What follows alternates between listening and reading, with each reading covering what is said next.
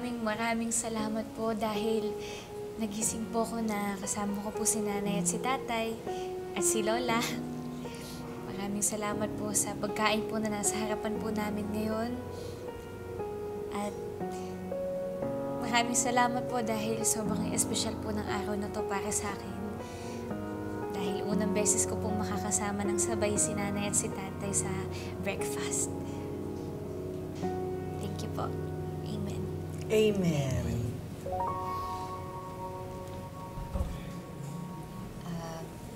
RJ, pasensya ka na sa almusal namin, ha? Ano pasensya? Ang swerte ko nga eh. Ang tagal ko na hindi nakakain ng danggit. Ay, iba yan. Crispy at hindi maalat. At higit sa lahat, anli. Amoy pa lang, ulam na.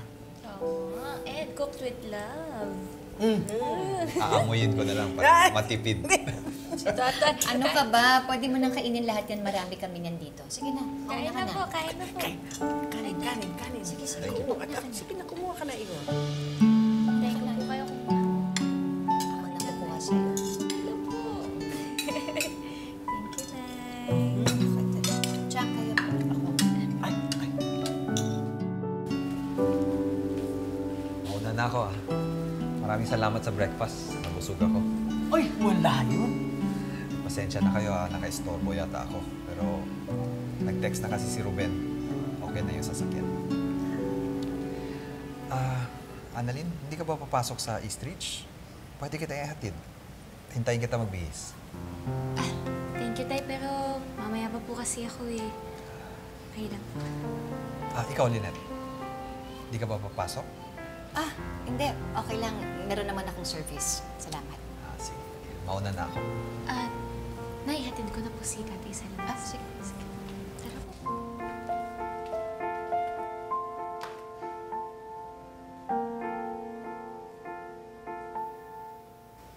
Chang, ano na naman ho yan?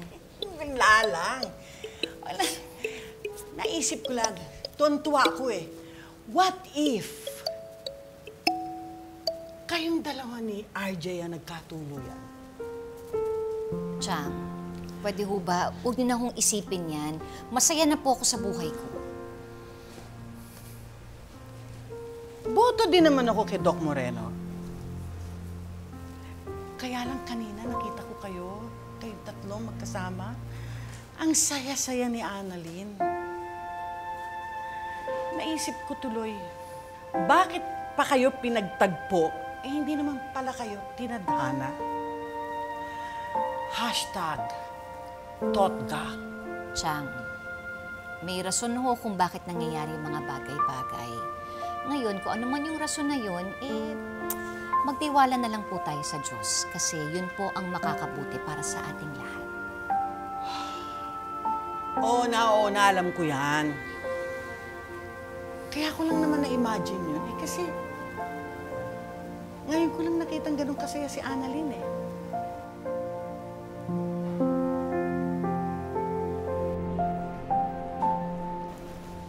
Grabe, Dok, oh.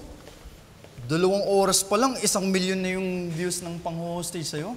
Baka na, Dok, famous. Alam mo, Annalyn, gusto ko nga sana pumunta kagabi. Kaya lang naisip ko na, gusto mo na magpahinga. Buti na lang, hindi ka tumuloy. Mangingistorbo ka lang, eh. Ano? Yan na naman kayo. Doc, para kanino yung pagkain na dala mo? Kay Aling Mel ba? Sabi ko na nga, be. Para sa nang hostage sa'yo, huwag mo sabihin may Stockholm Syndrome ka na din. Stockholm Syndrome? Ano yun? Stockholm Syndrome, it's a psychological phenomenon wherein nagkakaroon ng positive feelings or empathy yung mga victims of kidnapping towards their captors. Kaya hindi na siya nag-file ng case dahil naawa to si Annalyn. Gets mo na? Sabi ko nga, tinitesting ka lang, eh. Masyadong pabida-bida. Parang nakakaawa naman kasi talaga si Aling Mel ba? Alungkot kaya na storya ng buhay niya. Tsaka may problema ba? Dadalang ko lang naman siya ng pagkain. Dok, ibig sabihin ba nung pupunta ka presinto? Sama ko! Dalawa lang din pwedeng dumalaw. Kaya isa lang yung pwede ko isama. Mag-jack and poy na lang kayo. Oh, sige. Ano? 1 to 5, oh. Game. Bato, pick. Doc, let's go. Ako yun, Sama na kita. Bato. Thank you, Doc. Bato, pick. Bato, pick. Teka lang. Hoy, Doc Annalyn! Tayo na itong Doc Lindo na to. Nangaisahan na naman tayo. Next time na lang siguro tayo. Tara na. Doc, sigurado po ba na hindi kayo magsasampa ng kaso?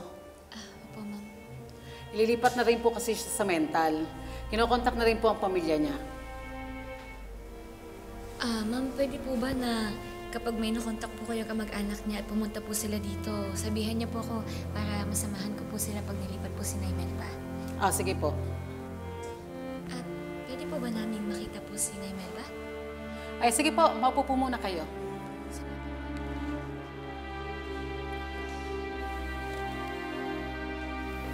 Sana na, Doc.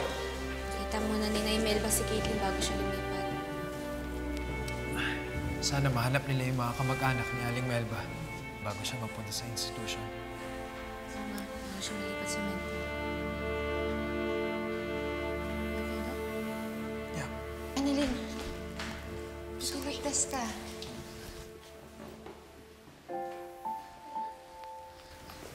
Anong ginagawa mo dito? Gusto sana kitang makausap sa nangyari kagabi. Nagtanong ako sa hospital kung nasan ka, nandito ka daw. Okay lang ba makausap kita? Ano naman? Dr. Santos, may bibilin lang ako. Thank you, Doc. Excuse me. Upo ka muna.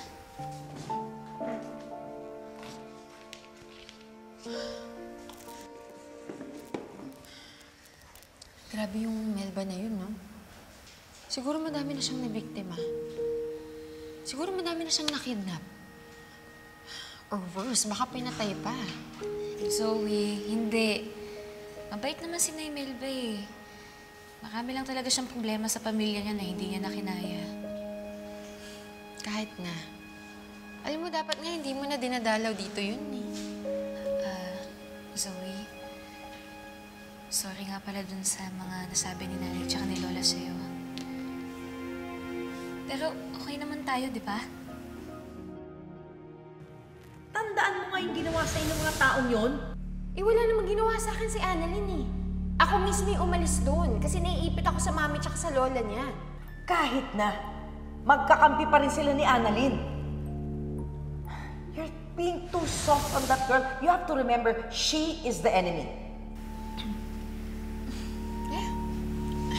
I guess we're okay. But alam ko naman na your mom doesn't care about me. Sa'yo lang naman siya may pakialam eh. Lalong-lalo na sa daddy ko. Anong ibig mong sabihin, lalo na kay tatay? Annalyn, napanood kasi namin yung video nung pag-rescue sa'yo eh. Galit na galit nga si mommy eh, kasi yung mommy mo nakatabi sa daddy ko.